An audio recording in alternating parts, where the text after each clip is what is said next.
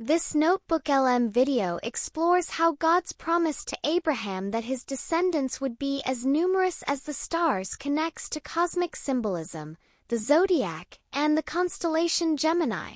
It explores the connection between Jacob's 12 sons forming the tribes of Israel, Joseph's prophetic dream of the sun, moon, and stars, and the Spartan twins Castor and Pollux. All right, today we're diving into an ancient promise that might just be a cosmic blueprint hidden right in plain sight. We're talking about Abraham, the nation of Israel, and a really surprising connection they have to the Zodiac. So it all kicks off with one of the most famous lines in the entire book of Genesis. After this incredible test of faith, God makes a promise to Abraham. He says his descendants would be as countless as the stars in the sky. And for thousands of years, we've mostly taken that as this beautiful symbol of a huge, lasting family. But what if it wasn't just a metaphor? What if this promise was actually a literal map, a cosmic blueprint written right up there in the heavens? That's the rabbit hole we're going down today. Okay, to follow this trail, we gotta trace the family line. The promise starts with Abraham. It gets passed down to his son, Isaac, and then to Isaac's son, Jacob. And Jacob, well, he's a huge piece of this puzzle because God himself renames him Israel. And that name, of course, goes on to define a whole nation.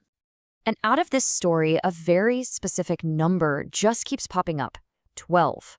You're going to want to keep that number in your back pocket because it is the key to this entire cosmic mystery. So the pattern really starts with Jacob, the guy now called Israel, who had 12 sons. And these 12 sons, they become the founding fathers, the heads of the 12 tribes of Israel. This is the first, most foundational time we see this pattern of 12.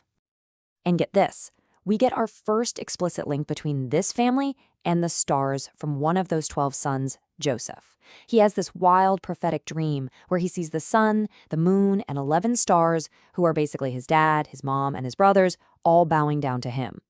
The family story was already becoming a story about the heavens. Now, this connection to the cosmos doesn't just stop with a dream. Nope. Fast forward a few decades, the nation of Israel is forming, and we find an even more direct, more physical connection woven right into the fabric of their most sacred rituals. So, central to what the high priest wore was this thing called the breastplate of judgment. This was not just for show. It was a holy object set with 12 unique, precious gemstones. And here's the kicker. Each one of those stones was engraved with the name of one of the 12 tribes of Israel. It was a direct physical representation of the whole nation. So what in the world did these 12 stones actually mean? For the answer, let's turn to the first-century historian Flavius Josephus. He was writing for a Greco-Roman audience, and his explanation is, well, it's pretty stunning. He just comes right out and says that the 12 stones represent the 12 signs of what the Greeks call the Zodiac. I mean, he's drawing a direct, straight line here. And for Josephus, this wasn't some random detail. He saw the entire tabernacle, Israel's portable temple, as a model of the universe. The 7 lamps on the menorah, the 7 visible planets, the 12 stones on the breastplate, the Zodiac. The whole setup was a cosmic map connecting heaven and earth. Okay, so the 12 tribes are symbolically placed among the stars. I get it. But this is where the story takes a huge, unexpected turn, one that suggests Abraham's family of stars might be way bigger than we thought. And this raises a really interesting question, right?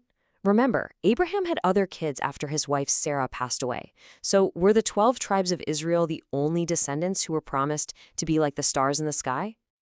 The next clue doesn't come from a sacred text. It comes from a piece of ancient diplomacy. Around 250 BCE, the Jewish high priest in Jerusalem gets a letter from a very, very unlikely source, the fearsome, militaristic city-state of Sparta. And the contents of this letter were just mind-blowing.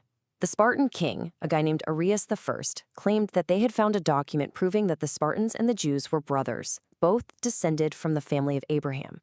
They weren't just looking for an alliance, they were claiming to be long-lost family.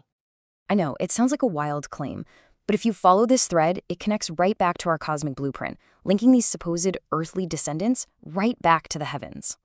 Think about it. The most important gods in Spartan society were the twin brothers, Castor and Pollux. And where do we find them in the night sky? Well, they're the two brightest stars in the constellation of Gemini, the twins, which is one of the 12 signs of the zodiac. So let's just lay it out nice and simple. You've got the Spartans on Earth, who claim to be descendants of Abraham.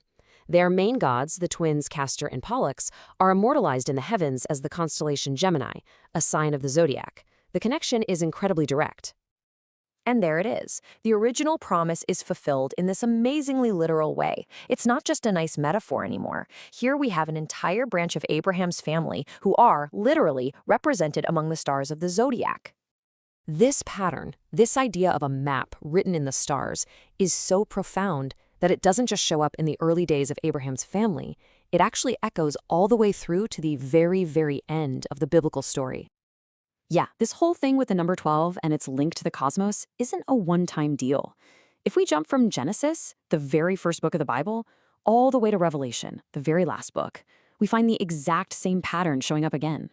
In the description of the New Jerusalem, this perfect, divine city, it's said to have 12 foundation stones. And guess what?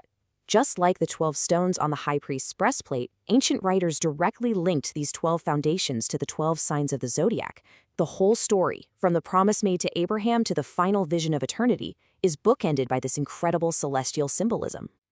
So we're left with a pretty profound question. Was the promise to Abraham just a beautiful figure of speech? Or could it be pointing to something much deeper? A human history that is, in some mysterious way, a map written in the stars?